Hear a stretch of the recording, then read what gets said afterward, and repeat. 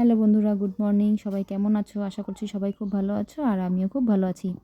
আজকে অনেক দিন পর একটা মিনি ব্লগ নিয়ে চলে এলাম। তো দেখো, বাড়িতেই আজকে একটা কেক বানাবো। তো সেটাও আবার ইউটিউব থেকে দেখেই, যদিও আমি খুব একটা ভালো পারি না, আজকেই ফার্স্ট ট্রাই করছি, জানি না কেমন হবে। তো অরিও বিস্কুট নিয়ে নিয়েছি, আর বিস্কুটগুলো থেকে ক্রিমগুলো ছাড়িয়ে নিয়েছি। ক্রিমগুলো আলাদা করে নিয়ে অরিও বিস্কুট আর সামান্য 1 চামচের মতো চিনি দিয়ে বিস্কুটটাকে প্রথমে মিক্সচার মেশিনে গুঁড়া করে নিলাম। তারপর ওখানে আগে গুঁড়োটা ঢেলে নিয়ে একটু মিক্সড করে নেব চামচ দিয়ে।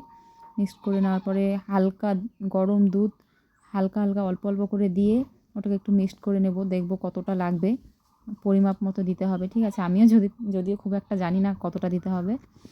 সেটা মিক্সড করার পরে তারপর ইনোটা দিয়ে দেবো ওখানে।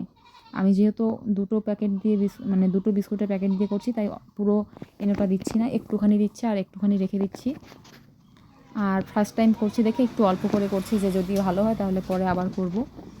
তো এই যে বাটিটার মধ্যে একটু তেল ঢেলে নিয়ে এটা একটু তেল দিয়ে সাইডগুলো লাগিয়ে নিচ্ছি তেলটা। তারপর এটার মধ্যেই ক্রিমটা ঢেলে নেব, মানে পেস্টটা, এই যে দেখতেই পাচ্ছ।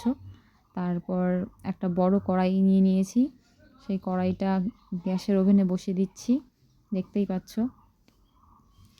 তো এটাতে প্রথমে বসিয়েছিলাম, কিন্তু এটাতে হয়নি, এটাতে সেট হচ্ছিল না। তারপর বড় একটা কড়াই নিয়েছিলাম, ওই কড়াইটার মধ্যে ভালো সেট হয়েছে। আর এটায় সেট হচ্ছিল না দেখে কিন্তু আমার অনেকটা সময় লেগে গেছে। তাই সবাইকে বলবো, যদি কেউ চেষ্টা করো বাড়িতে এইসব কিছু করার, তাহলে অবশ্যই আগে দেখে নেবে যে তোমার কাছে জিনিসগুলো ঠিকঠাক আছে কি না। তো পরে এই বড় কড়াইটাতে করে নেওয়ার পর আমার সেটা ঠিক হয়ে গেছিলো কেকটা। মানে অনেকক্ষণ সময় লেগেছে, প্রায় 1.5-2 ঘন্টার মতো সময় লেগে গেছে, কিন্তু কেকটা হয়েছিল মোটামুটি, খুব একটা খারাপ হয়নি।